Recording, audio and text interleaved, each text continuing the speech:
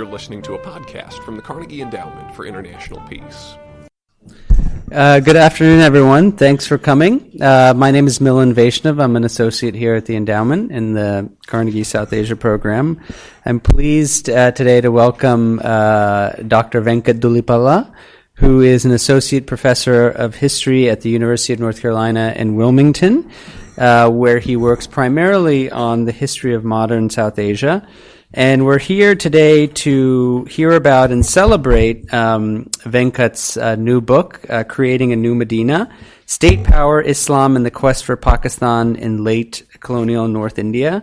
I think many of you may have been here in June when we did an event for the journalist Nisid Hajari, who's written a book, Midnight's Furies, on partition. I think you're going to hear a very different spin on the story today. But in this book, I don't want to say too much and steal Venkat's thunder, but Venkat is basically arguing that, Pakistan was not some sort of vague idea that somehow through a series of blunders or unintended consequences emerged as a nation state, which is in some respects sort of the received or conventional wisdom, but was really popularly imagined in a very deep sense as a sovereign Islamic state, a new Medina, hence the title, Creating a New Medina.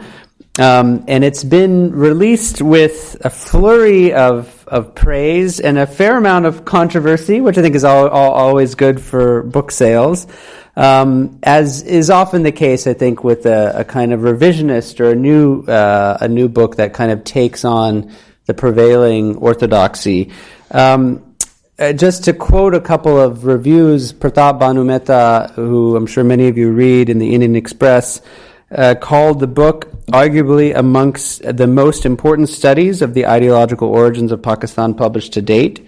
The depth, texture, and brilliance of Dhulipala's argument are hard to convey in a short review. Swapan Das Gupta, well-known conservative intellectual in India, writing in The Telegraph, said that Venkat's raised a host of uncomfortable issues that politicians and intellectuals on both sides of the Radcliffe line would prefer to shy away from. So I think we have the expectations are high, but having read the book and seen Venkat in action on Indian television, I know we're in for a treat today. So Venkat's going to talk for 25 minutes or so, covering kind of the major highlights of the book.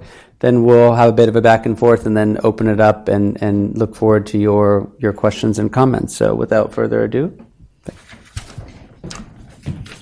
Thanks.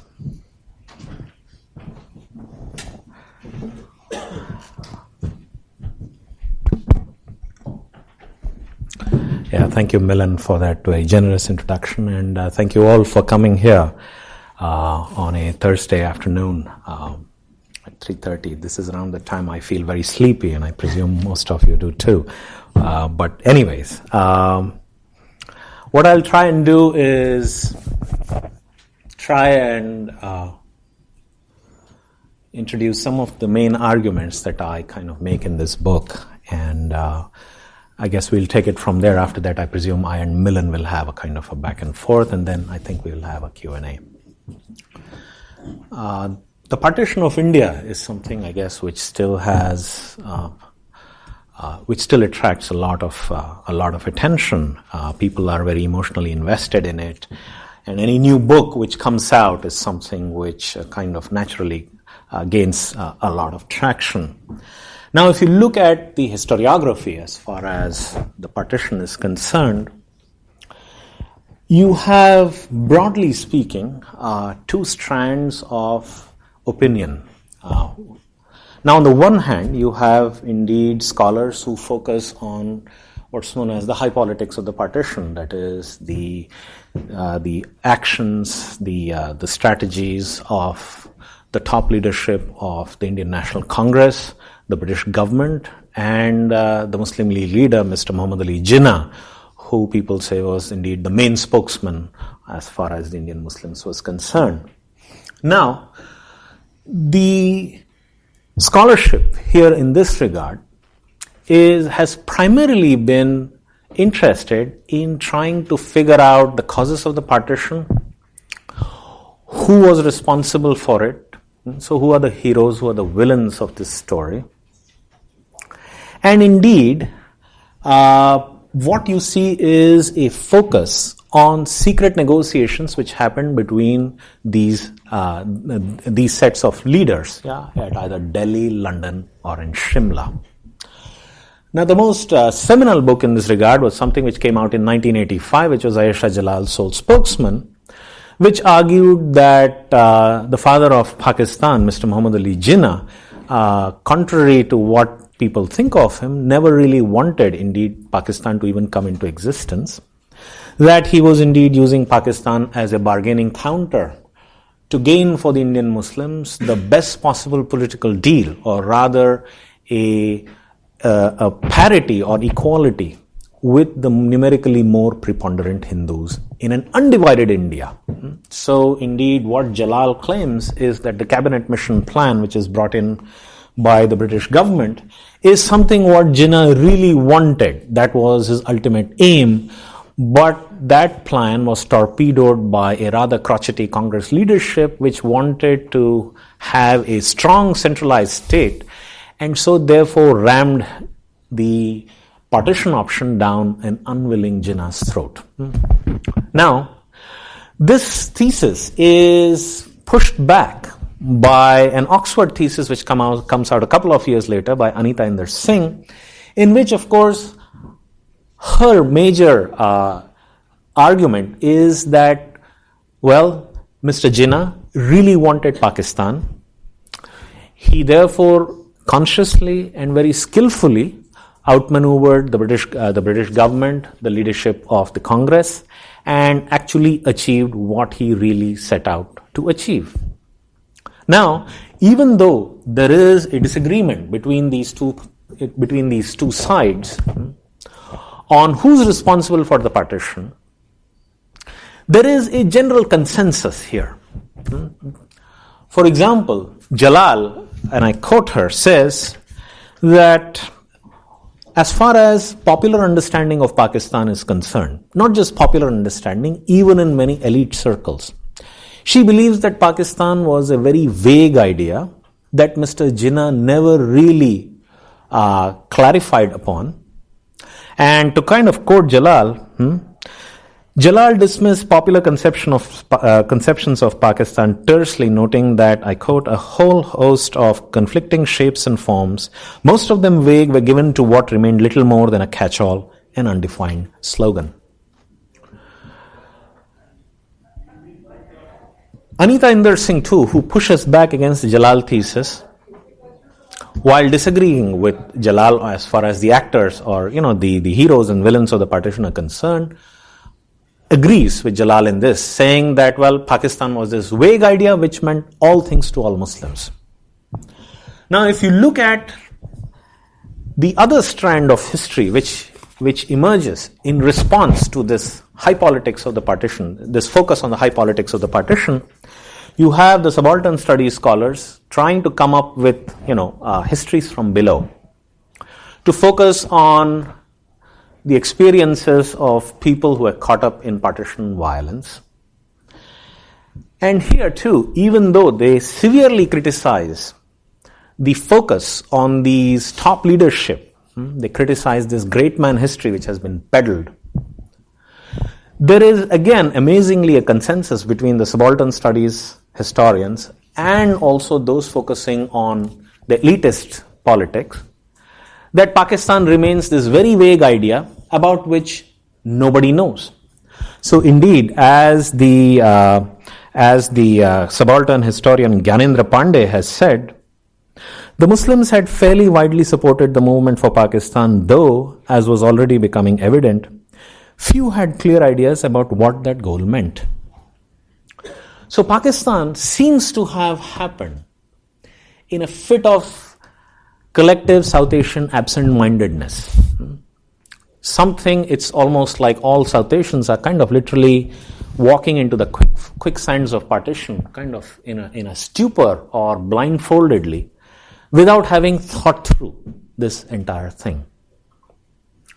Now, anybody who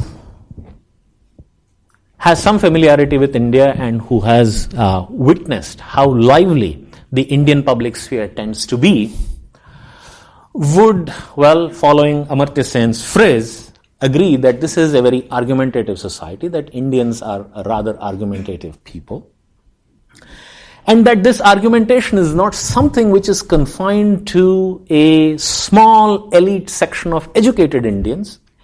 Rather, this is a society which, in spite of fairly low levels of literacy, exhibits or displays fairly high levels of political awareness and intelligence. So, if Pakistan is this bombshell which is kind of dropped in the public in March 1940, very soon the Lahore Resolution comes to be known as the Pakistan Resolution. If this idea has been introduced, it seems rather strange that South Asians at that point in time would not have thought about it, would not have discussed it, debated it, fought over it in the run-up to partition, the 7 years that it took. So my book is primarily about that debate. I asked the question, how was the idea of Pakistan articulated and debated in the public sphere, and how did popular mobilization happen in pursuit of this goal? And I argue that Pakistan was not just this vague idea which accidentally came into existence as a nation state thanks to a series of blunderings at the top, but that it was actively imagined as an ideal Islamic state, a new Medina, a term that I use, which I kind of borrow from one of the alims, one of the ulama, who is a fairly prominent guy about whom I'll talk later. So Pakistan is imagined as an ideal Islamic state that would not just be viable state, but indeed a state almost as powerful or indeed more powerful than in Hindu India. It would be a state which would herald or act as a harbinger of an Islamic renaissance in the 20th century world. As indeed the largest Islamic state, when it is going to be created, it is also going to emerge as the leader of the entire Muslim world, proving to be a worthy successor to the defunct Ottoman Caliphate, which had dropped the baton at the end of World War I. So this is the overall thesis that I have. The other thing that I do in this book is to foreground the role played by the ulama in this process of imagining this new entity. And in this regard, I focus on a section of the Deobandi ulama led by a man by the name of Shabbir Ahmad Usmani, who is a fairly important figure who has not yet found his prominent place that he deserves in partition historiography. This is, after all, the man who was the guiding force behind the objectives resolution that is passed by the Pakistan Constituent Assembly. He is also Pakistan's first and probably last Sheikhul Islam. And he's also the man who buries Jinnah. So he's the guy who presides over Jinnah's funerary ceremonies in public. And this is a Sunni, according to Sunni custom. The private ceremony is done according to Shia custom at Jinnah's home. But the public burial ceremony is done in Sunni fashion and presided over by Shabbir Ahmad Usmani. So I foreground the role played by the ulama when it comes to imagining Pakistan, also popularizing Pakistan. And in that sense, I kind of also depart from the existing historiography, which has basically portrayed the ulama as being resolutely opposed to Mr. Jinnah, entirely siding with the Congress leadership, and kind of coming out in open support of an undivided India and also in support of this ideal of Muttahida Qawmiyat or composite nationalism. So this is, in a nutshell, what I do in this book. I would like to say a few more things. How does this debate actually begin? Who are some of its participants? What are some of the arguments that they are making? And how does this kind of debate, as far as the idea of Pakistan is concerned, how does it gain traction in the public sphere? Now, the man who is absolutely essential, critical, pivotal for this debate on Pakistan is somebody about whom we don't really associate, somebody we don't think of when we think of Pakistan, and that is B.R. Ambedkar. So when we think of Ambedkar, we basically think of him as, the father of the Constitution, the chairman of the, the drafting committee as far as the Indian Constitution is concerned, somebody who has also, of course, now become, emerged as an icon, especially post, in the 90s and, since the 90s onwards, as the Dalit movement in India has kind of taken off. And Ambedkar, of course, is now, a very important figure, in the pantheon up there. Now, Ambedkar is the man who first comes out with a fairly well thought out book, a volume on Pakistan, which is called Thoughts on Pakistan.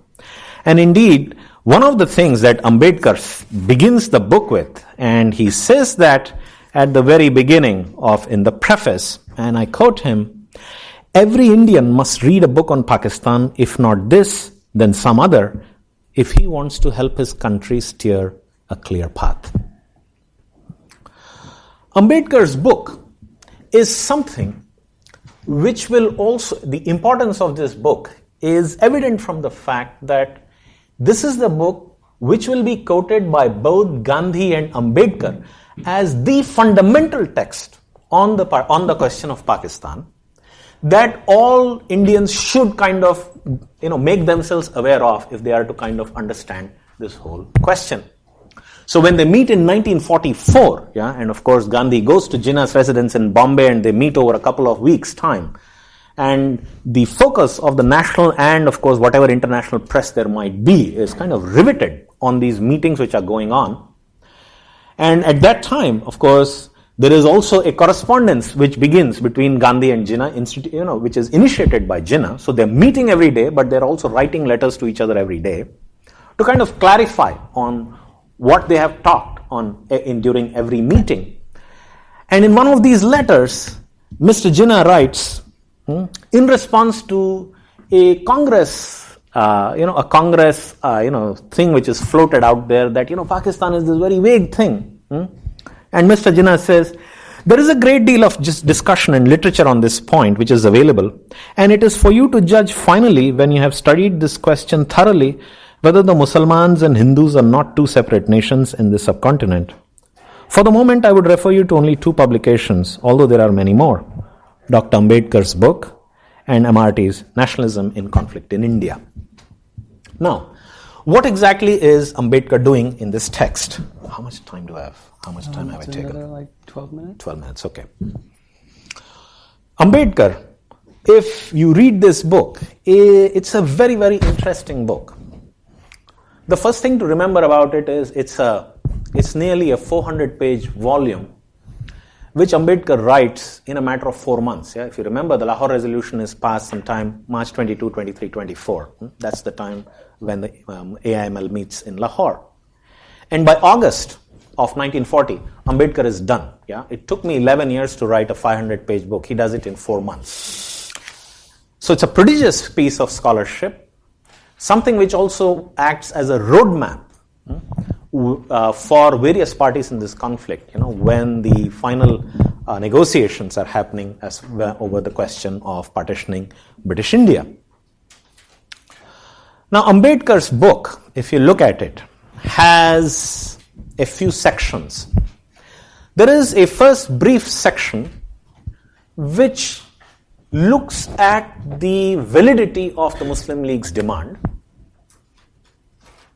considers it, And the brief argument in that is that the idea of Pakistan has fairly significant or overwhelming support among the Indian Muslims. It is not something it's not this vague thing as it is being made out to be.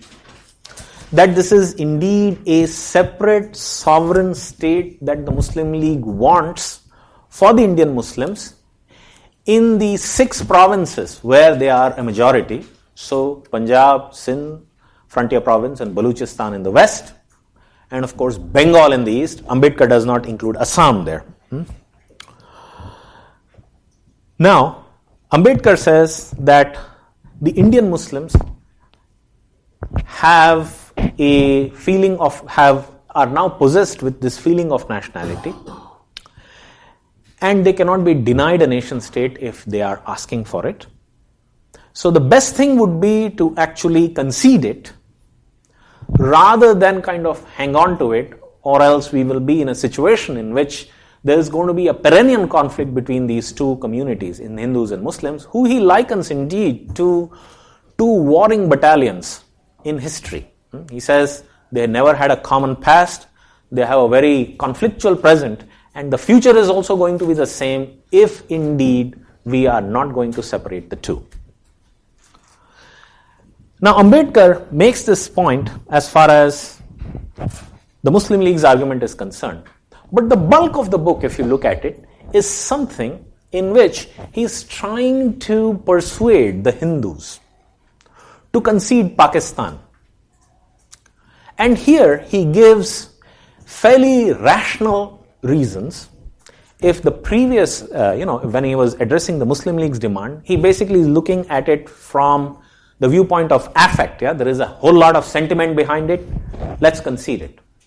But when it comes to addressing the Hindus, Ambedkar is giving a whole series of rational arguments. And here I kind of will briefly go over 3 arguments that he gives. The first thing he says is that it's absolutely pivotal that Pakistan be cut out because it is necessary for India's defense. In this regard, he points out that the Indian army is overwhelmingly manned by the Muslims. And of these, again, a bulk of them are from the Northwest Frontier Province and Punjab. And these, he again claims, are the most disaffected Muslims in India. And in case of a conflict, let's say, between India and say a Muslim country or an Islamic power like Afghanistan, and he gives the example of Afghanistan, and for some reason the Afghan example is picked up by just about everybody. So if India either invades Afghanistan or if Afghanistan attacks India, how are these Muslim soldiers in the Indian army going to behave? And Ambedkar is very clear. They would rather join their Afghan brethren than kind of fight as an Indian army. So he says it is absolutely essential that we have a safe army. And for that reason, he says, it's best that Pakistan be conceded. That's one. The second reason that he gives is that if India were to be kept together, it is going to be reduced to a sick man of Asia, as he says. Just like Turkey was reduced to a sick man of Europe, India is going to be reduced to a sick man of Asia. There is going to be, this is because the security forces, the army, are going to be perennially involved in the duties of internal peacekeeping. There is going to be constant conflict within the communities. And one of the things that Ambedkar is also worried about, he says, is that if this is the situation, then our politics are going to be caught in a rather retrograde or a retrogressive mode. And he is fairly severely critical of the Muslim League's politics, which he says basically takes the religious category to be supremely important, that secular categories of life are subordinated to religious concerns. And he also points out that the Muslim League seems to have an ever-increasing catalog of demands, that they are demanding a 50% share in everything. and he is warning the Congress leadership not to buy this deal, which he thinks is a very bad deal, because not only does it reduce a majority to a minority and make a majority and give the minority a parity status with the majority, it also cuts into the rights and interests of other of India's minorities, and here he includes, of course, the untouchables, the Dalits, whom we call them now. Ambedkar there makes a whole series of these arguments, and I'm not going to kind of tarry because I don't have much time. But if Ambedkar has made these arguments in which he's saying, let's concede Pakistan, because if we hold on to it, it's only going to create more problems, and it would be better for India if it were to kind of let Pakistan go. Also, simultaneously, implicitly saying that India is going to be a gainer, Pakistan that emerges is going to be a rather weak entity, that it's best that we kind of let go of it, that it's not going to be viable. The Muslim League leadership has to come back with its own propaganda, which not just shows that Pakistan is going to be this very viable entity, but indeed a far more powerful state than Hindu India. So in this regard, what you see is a propaganda offensive which begins from Mr. Jinnah's own residence. So 2 volumes are then put together based on a collection of articles by this Punjabi journalist Muhammad Sharif Tusi. They're called Pakistan and Muslim India, and the other one is called Nationalism and Conflict in India. And these are also translated into Urdu. So Pakistan and Muslim India is translated as Pakistan or Musalman. And to each of these, Mr. Jinnah, of course, writes a foreword in which he, of course, says that we want Pakistan as a sovereign state. And he's at much pains to kind of say that this idea that I want a confederation, he says, I don't want a confederation, I don't want a loose federation, because ultimately in a federation the center is kind of something which kind of sucks up all the powers.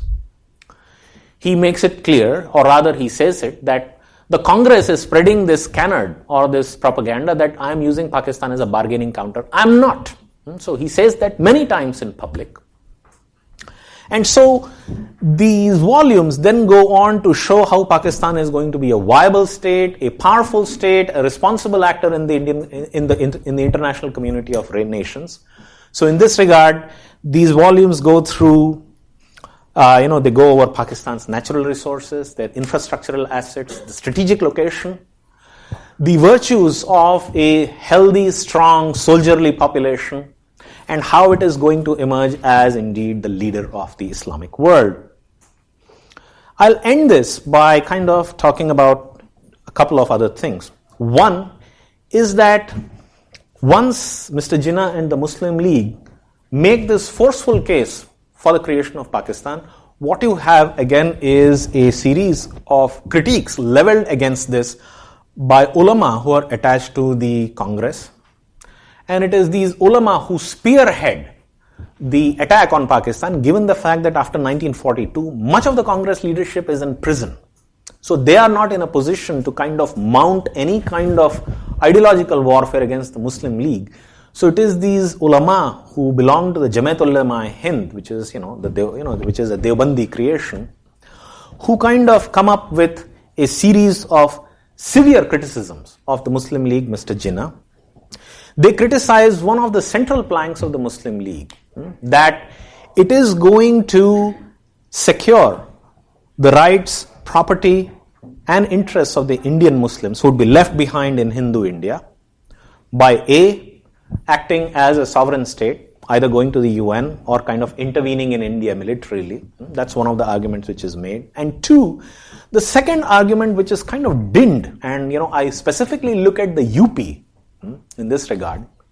One of the arguments which is tom-tommed in the UP is what comes to be known as the hostage population theory. The idea that there are these Hindus and Sikhs, the non-Muslims in the Pakistan areas, just as there are Muslims who would be left behind in Hindu India. So the Muslim League says that the interests of these two minorities are going to be balanced out, with each acting as hostages. Yeah. So in case there is violence against Muslims in Hindu India, retributive violence might be visited on these non-Muslim minorities in the case of Pakistan. So something quite akin to the mutually assured destruction theory, which kind of goes around during the Cold War, that you destroy us and we destroy you too. The ulama, of course, severely attacked Mr. Jinnah, who in a public meeting in Kanpur in UP once says that I'm willing to sacrifice the 3 crore Muslims of the minority provinces. Now, I let them be smashed for the purpose of securing the freedom of their brethren in the majority provinces. And this gets translated into fairly florid Urdu. कहते हैं कि भाई जिन्ना साहब ने कहा है कि अकलियत के सूबों के मुसलमानों के शहादत की आखिरी रस्म अदा करने को वो तैयार हैं. And of course, the ulama then go to town about this. Finally, what I would like to say is that Shabbir Ahmad Usmani is indeed one of the Deobandi ulamas who is also a member of the Jamaat Ulema Hind. And he comes to the aid of the Muslim League in 1945. But the one thing I also want to point out is it's not as if the ulama come to the aid of the Muslim League fairly late in the day when Pakistan is in the bag. Rather, what I do is I also draw a more long-standing relationship between the ulama and the Muslim League leadership, beginning in 1937 itself, when Ashraf Ali Thanvi is one of the most important alims in 20th century South Asia. He comes to the aid of the Muslim League when it is really down and almost out in UP and rest of India. And it is Ashraf Ali Thanvi's murid or his disciple, Shabbir Ahmad Usmani, who then campaigns fairly intensively for the Muslim League during the 1945-46 elections, which become a referendum on Pakistan. And indeed, Usmani makes a series of Islamic arguments for the creation of Pakistan. And the phrase New Medina comes from Usmani's speeches, which he makes at these various election meetings which are happening in 1945 and 46. One of the things that Usmani makes clear is that if you look at it, the Prophet, even though he's a native of Mecca, does not create a Pakistan in Mecca. And so here, what you see is an interchangeable use of Pakistan and Medina. So what Usmani says is that the Prophet rather does the hijrat, goes to Medina. That's where the first Islamic community and state is set up. And therefore, he says, by the same comparison, and what happens is, of course, that Medina becomes the focal, the origin of Islam's rise, its greater glory, how it becomes a global civilization or a global power. He says something similar is happening in 20th century subcontinent. This movement for the creation of Pakistan. You see that the movement is being spearheaded by people who don't belong to the Pakistan areas. Mr. Jinnah comes from Bombay. Most of his lieutenants come from UP. Liaquat Ali Khan, Raja of Mahmudabad, Ismail Khan, Khaliquzzaman and others. So these are the muhajireens, like the muhajirin who were the Prophet's close followers, who migrated with him from Mecca to Medina and of course helped in the creation of an Islamic state there. These new muhajirin, headed by Jinnah, who is indeed compared by Usmani at some times to the Prophet himself, are kind of creating a new Medina in 20th century India. And this Medina is going to lead again to, the glory of Islam and the Muslims in the 20th century world. So that is one of the arguments that he makes. He makes several arguments in support of the two-nation theory. He brings in the hostage population theory, so on and so forth. But I would end with saying that if you look at the rhetoric which is employed by the Muslim League in the run-up to the partition, what you see is an intertwining of both secular as well as religious concerns. So what is brought about is a new political vocabulary which intertwines both religious and secular concerns to make the most persuasive arguments in favor of Pakistan. I think I'll end there. I think I've taken more time than the 20 minutes. Thank you. Thanks very much. So before opening it up, Thank you for that. I thought that was a great overview of with a lot of stuff for everyone to chew on. You make the point very centrally that there was a robust public debate in a well-imagined Pakistan, yet many of the examples that you drew on just now focused on arguments that Ambedkar made, that various religious figures made, that Jinnah made. To how much do we know about the sort of public debate that actually took place? Particularly in UP, because that's where you focus on. What are the pieces of evidence that lead us to believe that, in fact, this was not just a different set of elites, perhaps, but in fact a broader discourse that was going on amongst, more ordinary folks? The one thing, that's a very good question. And the one thing that one needs to remember here is that there is a lot of coverage as far as this whole idea of Pakistan is concerned in the press, both the English, the Hindi, the Urdu press, and I specifically looked at the Urdu and the English press. And Ambedkar himself says that his ideas have been pillaged and been used by just about everybody without even attributing authorship to him. And he says, that's okay, I've not been given credit, but I'm happy because even though this project gave me a headache, I have done something which is of service to the public. Now, the question remains that there is this debate going on as far as the idea of Pakistan is concerned. What is it? What are the stakes involved in it? What are the implications as far as Pakistan is concerned for different sections of Indian population or for the country at large? Now, how far is this percolating down? That remains a question. And in one of the chapters of my book, and this is chapter 6 of the book, I'm already forgetting, which is a good thing. I chanced upon this debate which is started in this newspaper called Medina, another Medina, which comes out of this district called Bijnor in western UP. And in 1942, this is just after the Cripps mission comes and goes, the editor of this newspaper opens the columns of this newspaper to the general public, asking them to send letters, essays, comments on what do they understand by this thing called Pakistan, whether they think it is a good thing, whether they think it's a bad thing, what do they think are the implications of Pakistan, so on and so forth. Now this is wartime. There are quotas on newsprint. The newspaper's size itself has shrunk to half its former size. But a couple of weeks later, the editor makes an announcement that he's received a flood of responses on Pakistan. And that out of this flood of responses, what he's going to do is he picks up the two most cogent essays on the idea of on Pakistan, one by a supporter of Pakistan, one by an opponent of Pakistan, and then he begins to serialize it over several weeks. So the first guy, he begins with first the critic of Pakistan, and who these guys are, we know their names, but nothing more. I could not find any particulars or any details about them in any kind of biographical dictionary, so on and so forth. So these are probably subalterns, in some sense. So the first guy then goes over 7, 8, 9 weeks. It's serialized. Then there is a hiatus during which letters from readers who kind of have read this and what they think about it, those are then kind of produced in the newspaper.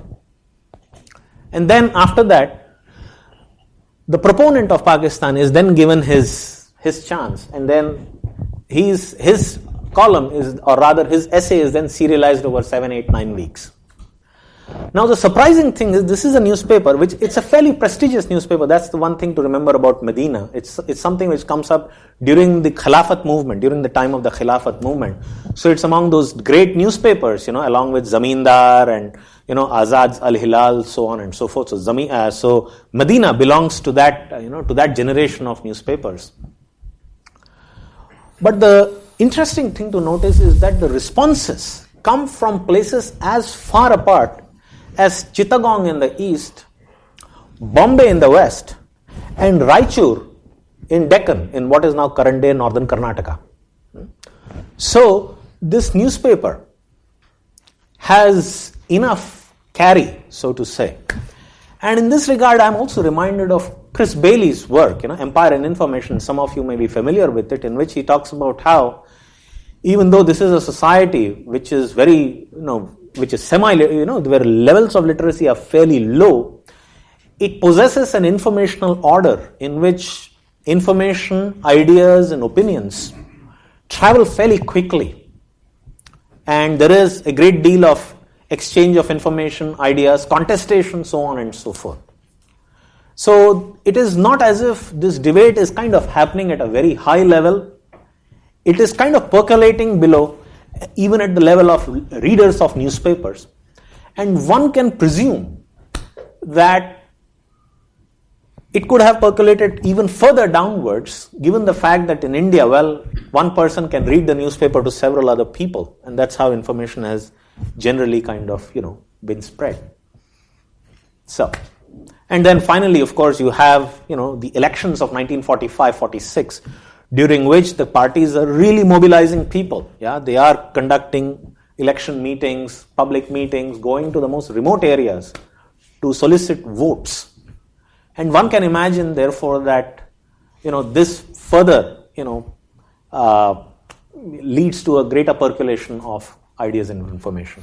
But the heart of the movement or the discourse, at least to the extent you focus on in the book, is UP, which is a Muslim minority province. So this is agitation, this imagination is based in places where Muslims are not predominant in terms of numbers. Is that accurate? I would say yes, but even though, I would say there is a debate happening at a central level also. If you see, Jinnah versus Ambedkar, or Jinnah and Ambedkar indulging in this debate on the question of Pakistan. So as far as how this plays out, I'm sure this debate is being followed, even in, say, the Muslim majority areas, Punjab, Sindh, Baluchistan, Bengal, so on and so forth. But how it plays out, how it's being received, how it's being thought about in these various areas is something which is beyond the scope of this book. Right. Yeah, and that requires a separate book. Yeah. But so Ambedkar is the, father of the Indian Constitution. He is, revered for all the reasons you mentioned. But, can we sort of call him the philosopher king of Pakistan or something to that effect? Is he the one? If I may borrow my book just a minute. Ambedkar says this thing which is fairly, I would say, almost scandalous. And he makes this really, really forceful statement in a book which comes out in 1955. It's called Thoughts on Linguistic States. And this is what Ambedkar says. And I was really stunned when I kind of actually came across this. And I quote Ambedkar. I was glad that India was separated from Pakistan. I was the philosopher, so to say, of Pakistan. I advocated partition because I felt that it was only by partition that Hindus would not only be independent, but free. If India and Pakistan had remained united in one state, Hindus, though independent, would have been at the mercy of the Muslims. A merely independent India would not have been a free India from the point of view of the Hindus. It would have been a government of one country by two nations, and of these two, the Muslims, without question, would have been the ruling race, notwithstanding the Hindu Mahasabha and the Jansangh. When partition took place, I felt that God was willing to lift his curse and let India be one, great and prosperous. Now, this is a kind of a stunning quote. You don't expect this from somebody like Ambedkar. Yeah, I don't think he even believed in God, even though he invokes God here. But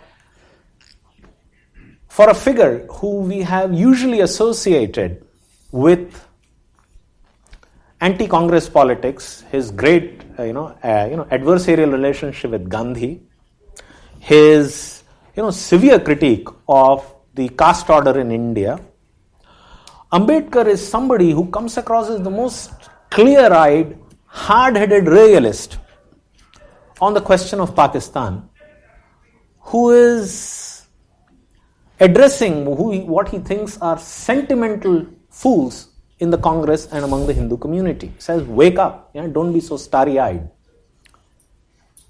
And if you look at it, even after the creation of Pakistan, Ambedkar takes a fairly hardline view, the most hardline position on the question of Kashmir as well. More than what the Congress leadership does. Yeah, and he's fairly critical of the Pakistan state's attitude towards the untouchables or the Dalits who are kind of left in Pakistan areas. Some of them want to kind of migrate to India or run away from India, and they're being prevented. And indeed, one of the things that India's first ambassador to Pakistan, the congressman from UP, Sri Prakash, he says, and we may take probably Sri Prakash's comment with a pinch or a fistful of salt, but Sri Prakash says that he goes to Liaquat Ali Khan and says, why don't you allow these guys to kind of come to India for celebrating their, whatever festival or so on and so forth? And Liaquat tells him, well, if these people leave, who are going to clean the streets and latrines of Karachi? Yeah. So I'm not sure whether Liaquat actually says that, but this is something which Sri Prakash says, in his memoirs, as a former diplomat who's kind of come back to India from a stay in Pakistan. Wow. I could keep going, but in the interest of hearing from other folks, why don't we just open it up? And if you could just identify yourself and please keep your question short so we can get in as many as possible. And we'll start with you in the back, and then we'll come to the front. Please. Yes, my name is Steve Engelken, and I'm a retired Foreign Service officer who worked in Pakistan several times. My question is about an Islamic state. Mm-hmm. You say people envisioned Pakistan as an Islamic state. One of the big controversies in Pakistan is just what is an Islamic state. And there are a lot of different opinions on that. Yeah. Did you find, prior to partition, anybody filling in that blank?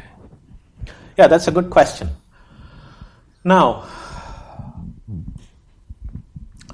one of the things which is another one of these axioms or axiomatic truths in partition historiography is that Mr. Jinnah was this rather secular figure who wanted to create Pakistan as a kind of a Kemalist state. But that, he may have been allowing these other guys to kind of come onto the platform of the Muslim League and utilizing them, and but he was quite committed to a kind of a modern secular democratic state, a European style state with a parliament, so on and so forth. But what is not kind of filled into that picture is that there are a whole lot of people, and Mr. Jinnah therefore is not the sole spokesman. Yeah, that's the one thing we need to remember. There are a whole lot of people who who envision Pakistan as indeed an Islamic state which would be under Sharia rule. Now, the question is, what are the specifics of it? What exactly is this Islamic state going to look like? The other thing that I do in this book is, in chapter 4, I discuss this committee which is put together by the Muslim League in 1941-42, comprised of a couple of top-ranking UP Muslim leaders, a guy by the name of Khaliq-uz-Zaman and another one by the name of Ismail Khan. And they put together a committee which has ulama and Maududi to come up with a Islamic constitution for a future Pakistan. So they kind of ask one of the guys to come up with a blueprint, and he comes up with this volume which is called Islam Ka Siyasi Nizam, the political system of Islam. Now this thing is kind of buried between 42 and 47. And in 45-46, when of course the election campaign happens and the Muslim League has to show that it indeed is the sole authoritative representative organization of the Indian Muslims, Mr. Jinnah, as well as these ulama and the supporting characters in the Muslim League, they all portray Pakistan as some species of an Islamic state. Now, what it is going to be, The ulama, who are of course much more invested in it, and Shabbir Ahmad Usmani himself says, an Islamic state is something which will not come into existence immediately, tomorrow as soon as Pakistan is created. It is something which is going to happen over a period of time as a result of deliberations between various stakeholders. So in a way, kind of giving some time and space for this process to evolve and happen. So this can is kicked further down the road. And in a way, those deliberations and negotiations are still going on. And that, in a way, lies at the crux of Pakistan's crisis of identity, if one acknowledges that there is a crisis of identity as far as Pakistan is concerned. Yes, you, sir. Right here in the middle, and then behind you, Tom, and then we'll come to you. My name is Kumar, and I'm retired, come from Bangalore, and I lived through the partition of India. I had two specific questions. What role did Khan Abdul Ghaffar Khan play in Northwest Frontier Province? I could be wrong, but I thought Congress kind of abandoned him, and only 3% of the population of Northwest Frontier Province voted for Pakistan. And a corollary to that is, how did Pakistan absorb Balochistan?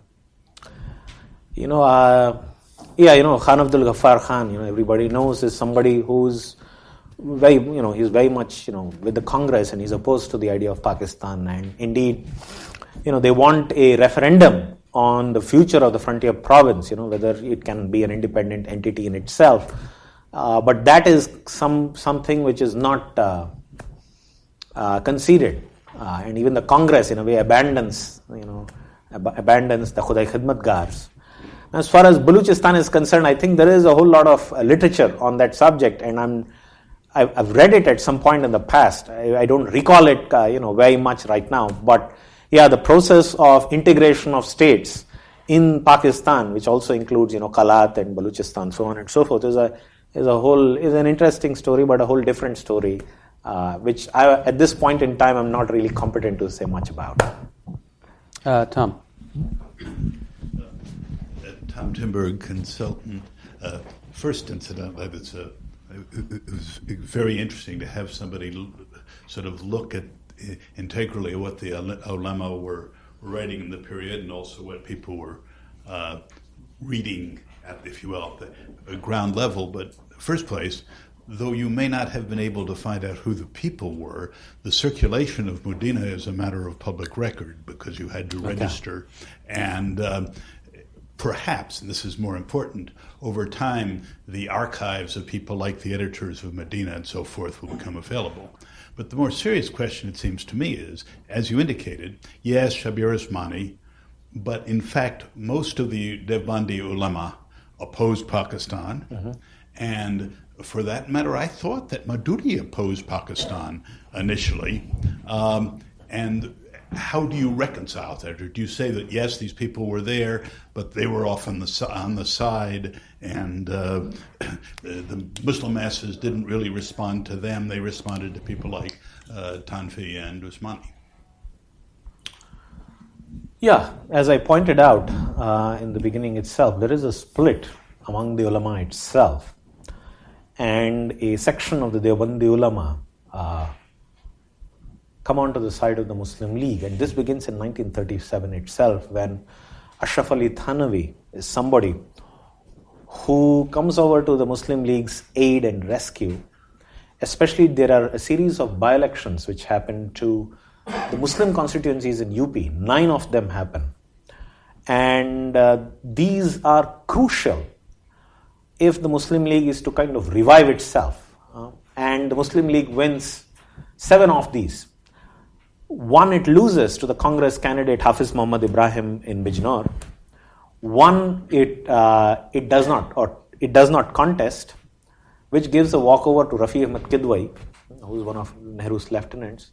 And the 3rd one they do not contest because there is a Shia-Sunni battle going on, especially in the city of Lucknow. And they allow a Shia candidate who's standing independently, Sayyid Ali Zahir, who is Wazir Hassan's son, to kind of get elected unopposed. And Sayyid Ali Zahir is somebody who is part part of the Shia political conference, so on and so forth. Now, during these other elections, Ashraf Ali Thanvi sends a fatwa to each of these things, saying, in the first one he says, don't vote for the Congress. He doesn't say vote for the Muslim League, because at this point in time he's still trying to make up his mind whether the Muslim League is worthy of his support. So he sends a fatwa to Jhansi, where the first of these campaigns happened, asking the Muslims not to vote for the Congress. So logically, the vote should be for the Muslim League candidate. Now, along with Ashraf Ali Thanvi, of course, his murids, they begin to go to these Muslim League conferences, the annual ones, the regional ones. And Thanvi claims that, of course, he is making sure that the Muslim Leaguers are becoming more religious, they are praying, becoming namazis of a certain kind. And later on, Usmani is the figure who kind of takes up the baton. And Usmani claims that the majority of the Indian ulama are with him. Whether or not that is true is a separate story, because the Madani party controls Deoband. And Usmani, of course, quits Deoband, goes to Dabel, and then, of course, comes back for these elections. And there is also this story that I kind of recount, and it's from Usmani's side. He claims that, there were minutes kept of this meeting between him and the Madani party, during which the Madani party tried to persuade him to withdraw from the elections or not to campaign on behalf of the Muslim League, saying that, otherwise we are going to lose. But Usmani nonetheless kind of repudiates their arguments, campaigns for the Muslim League, and of course the Muslim League wins handsomely. Now, as far as these elections are concerned, which gives the Muslim League a greater stature, which kind of gives substance to its claim that it is indeed the authoritative representative organization of the Indian Muslims. Sure, the electorate on the basis of which it is elected is, let's say, 15% of the population. So whether it is truly representative of all of India's Muslims or people who are not part of the franchise is a separate question. And here, we can't say conclusively one way or the other, but there is enough, I think, of an evidence to show that the Muslim League is indeed very popular, and these ulama who kind of move away from the Madani party and the Congress do have a fairly decisive impact as far as the election is concerned. Shabbir Ahmad Usmani doesn't just campaign in UP, he campaigns in Punjab, he campaigns in Frontier Province, he campaigns in Sylhet when a referendum is happening in Sylhet also. So I would think that this set of ulama become fairly important as players, and they go on to create, of course, one of Pakistan's surviving religious parties, the Jamaat Ulema Islam. This is the party that Usmani creates in Calcutta in 1945. And I would think that these ulama are important. They are not as marginal as has been claimed thus far. All right. You in the front, and then we'll go down this row and then to the back. My name is Pramod Malhotra, Global Finance Associates. I'd like to take off from a comment that Milan made about the lack of support in the Muslim majority areas of the Muslim League historically. Punjab, the Pathan states, Sindh, and Baluchistan. And in fact, if I remember right, and you could correct me if I'm wrong, in 46, isn't it the Unionist Party that won in Punjab? And supported by the Sikhs and the Hindus. And the Congress, and the Muslim League was routed. The Muslim League gets the most Muslim seats. No, but I'm talking about general support, because you seem to be suggesting that because a few ulama and a few newspaper articles wrote articles, all of a sudden the mass of the Muslim population all over India suddenly gets enamored of this notion. The Muslim League wins over 75% of all seats, of all the Muslim seats. No, I'm saying focus all through the only. Country. No, don't look at the country, because most of the country remained behind in India, didn't go to Pakistan. Why don't you...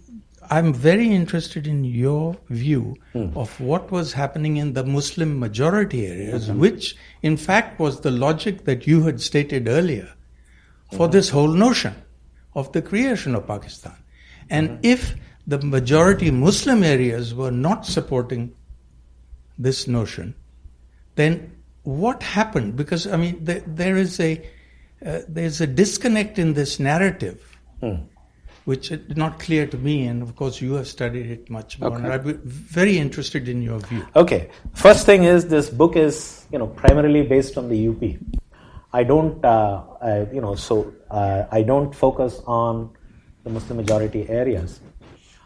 But to say that there is no support for the Muslim League, I think is... No, I didn't say that. Please don't misquote. No. Okay. It is important not to misquote what I'm saying. Okay. What I was saying to you was that you had suggested in your remarks that the Muslim majority areas were supportive of the notion of Pakistan. Now, I was 10 years old when this thing was happening in the Punjab, and I can tell you that there was not uniform support for the Muslim League. In fact, the Unionist Party was strong. Khan Abdul Ghaffar Khan in the Pathan areas, they were against it. The Sindh was not for it. And Balochistan certainly wasn't for it. In fact, they had expressed their disapproval of the notion. Okay. They wanted independence. If you think Kashmir wanted independence, the Baluchis wanted independence twice as much. So let's get Venkat to answer so we can get some more in. Just not trying to pin you down, Sure. but basically saying that, as you're suggesting, these are unexplored areas that maybe we need to... Sure. As I said, this book basically is focusing on the UP, that how these ideas, how these debates play out in the other areas, as I said, would be the subject of a separate volume. But it needs to be remembered that during the 45-46 elections, the Muslim League wins the majority, or over 75% of the seats in all of India, including the Muslim majority areas. That's all. And I do very much agree with you that the Unionists were fairly powerful till 45, but then by the 40s they are beginning to hemorrhage, and what you see is a whole lot of the Unionists basically migrating en masse over to the Muslim League camp. And of course, Khan Abdul Ghaffar Khan and the Khudai Khidmatgars are opposed to it, but then the Muslim League, wins in the Pathan belt also, in 45-46, which of course these people boycott. So you're working on book 2, now you've got book 3. My name is Akriti. I am a researcher at the Stimson Center. First of all, thank you so much for such a fascinating talk. My question is, I'm still trying to understand the specifics of the idea of Pakistan. So you said that the Ambedkar book was sort of a seminal work on the idea of Pakistan. What did he say, if anything, on the specifics of what it meant? What was the debate on? What did he say the idea of Pakistan was? Do you mind if we just take a couple of questions here? So since we have 10 minutes left, let's you, sir, and then in the back, and then we'll let you answer. Thank you very much, Professor Venkat. My name is Asim Ali Khan. I am political counselor at Pakistan Embassy here in Washington, D.C.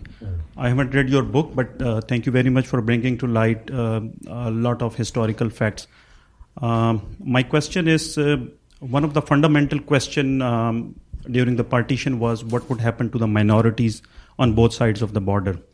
So I'd like to seek your views on the conditions of the minorities in India historically, soon after the partition, and especially over last few months. Millions of minorities, Muslims, Christians, and other faiths are living under the horrors and fear of their life over issues. And you must have read recently a lot of writers, adibs, they have returned their awards to Indian government.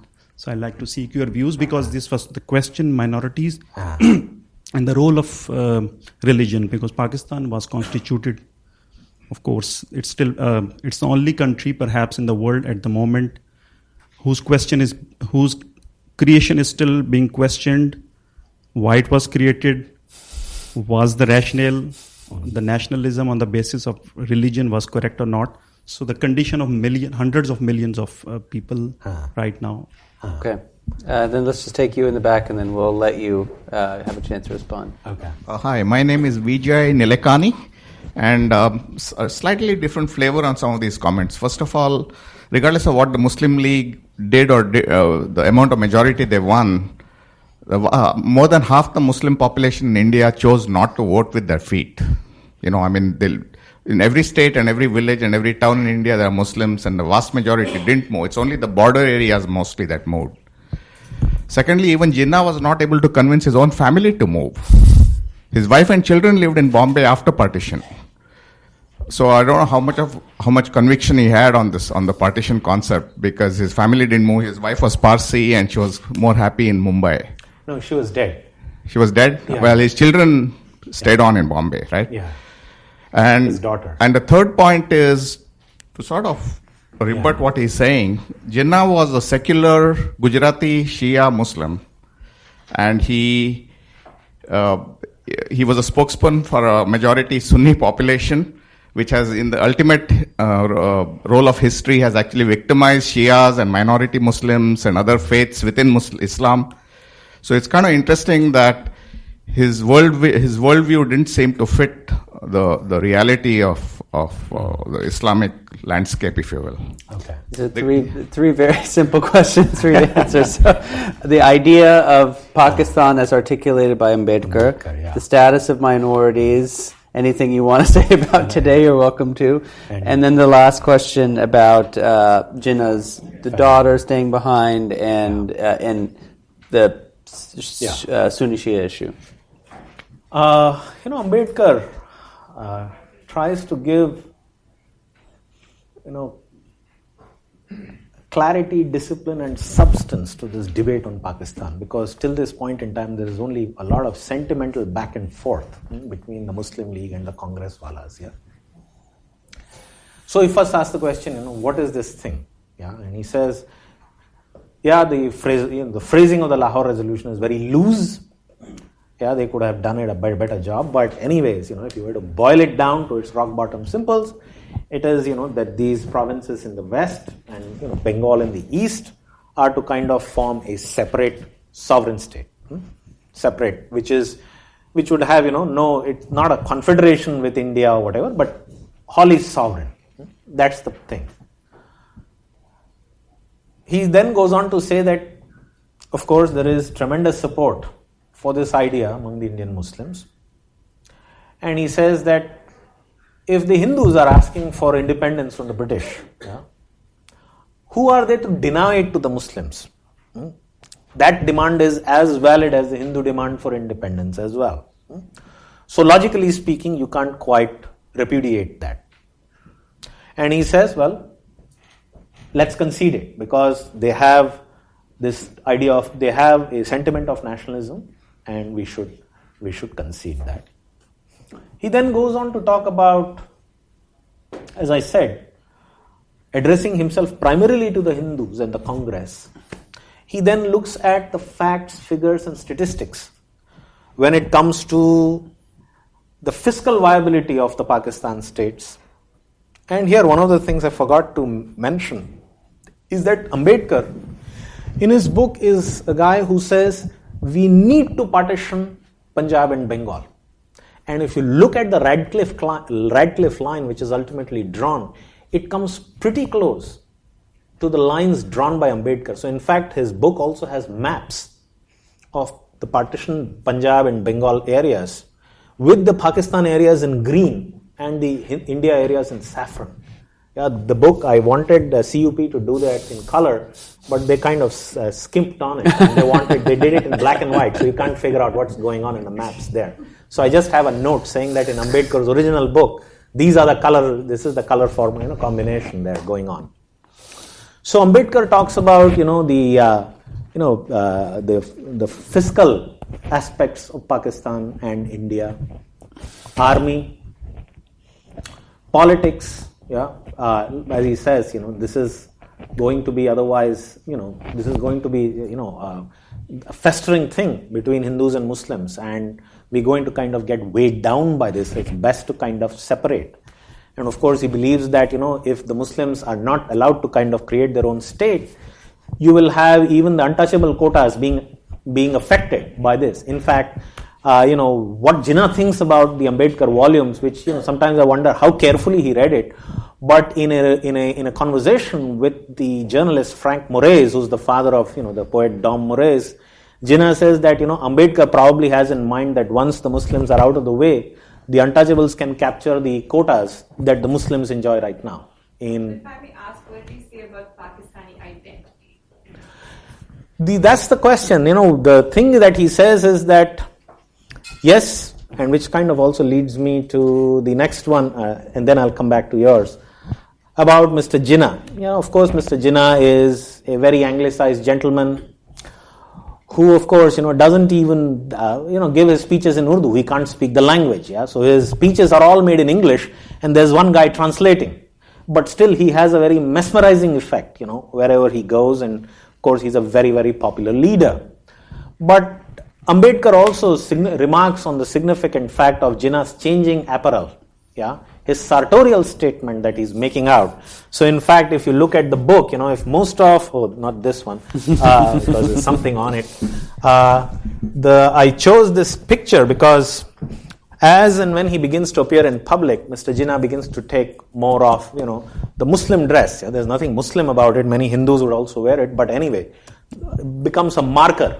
His changing sartorial style begins to, as Ambedkar also remarks, there's a mosque, close to Jinnah's residence, and he's showing up at that mosque much more often than he used to previously. Praying alongside his driver, so on and so forth.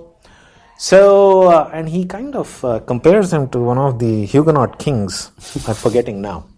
But he is he's playing the part of a Muslim leader. He's kind of employing all this, he's using all the symbols that he can, latch on to. When it even comes to the Muslim League flag, Mr. Jinnah is quoted as saying that, follow this flag which was given to us by our prophet, hundreds of years ago. So on and so forth. Which takes me to the question of Mr. Jinnah's secularism. Now, it's very important to be very clear as to what we understand by the term secular, If a guy is somebody who's wearing a suit like we are all, or, jacket and tie and so on and so forth, drinks Scotch whiskey, has dogs and, goes plays billiards, snooker, so on and so forth. I think these are all personal choices, lifestyle choices. I think it's what you do with your politics. You may be a complete atheist, but so was Mr. Savarkar, and I don't think we would call Savarkar a secular person. So Savarkar was openly an avowed atheist. But he was a political Hindu. And in that sense, Mr. Jinnah too is quite a political Muslim. And as far as his family is concerned, his daughter goes on to marry a Parsi. And the anecdotal evidence is that Mr. Jinnah is, of course, opposed to this marriage, says, well, why don't you marry a Muslim boy? But of course, she marries Neville Wadia. And so in fact, she is pretty much cut out of his will and becomes a kind of a persona non grata at his residence also. So the family never, or rather, his daughter, I think, now lives in the United States. She lives here, somewhere in New York City, I think. And of course, the sons are, Nusli Wadia and his empire, so they're all in India. Finally, your question was about minorities. And we'll just end with this so we wrap on time. So if you just want to take... It's fine. I want to take 2 minutes and then... Okay. There is a whole lot of angst which is being expressed as to what's going to happen to minorities on both sides. And indeed, if the Muslim League has its hostage population theory, the ulama, attached to the Madani party, if I may use that term, are severely critical of this hostage population theory. They say that where in history, where do you have a historical precedent for the practical operation of this theory? कहीं नहीं है ये तो इतिहास में है, इस तारीख में कहीं नहीं हुआ ये. It is also not justified according to Sharia that just because some Muslims are being beaten or killed over somewhere over there, that you kind of you wreak vengeance upon Hindus who may have nothing to do with what's happening over there in this area. They also criticize the fact that the idea that Pakistan is going to diplomatically or militarily intervene, and Mr. Jinnah makes this statement that just like Gladstone intervened in the case of Armenia. Yeah, if the Muslims in Hindu India are going to be oppressed, there's no reason why Pakistan won't intervene on their behalf. Yeah, so he makes some of these statements, and of course, the critics of this position say, look at what happened to Indian Muslims, during the 1857 mutiny. Did Turkey, which was the foremost Muslim power in the world, did it come to their aid? No, it didn't. Similarly, look at what's happening in the case of Palestine. So the Palestine question is kind of repeatedly raised. And it is said, look at the Palestinian Muslims. They're kind of making these pleas. But what are the Muslim countries of the world doing? Nobody even has the guts to even, give a diplomatic memorandum to Britain. Kuch nahi ho raha. So, so the talk about minorities is there constantly during this entire, during the whole period of, 40 to 47. But, I don't know what else to say. Okay, well, let's end it on that, and then if you have a few minutes, I'm sure people may want to follow up with you. But let's give a round of applause to Venkat. It's an amazing work, a product of over a decade of research. Encourage you all to get it, and hope to see you back here.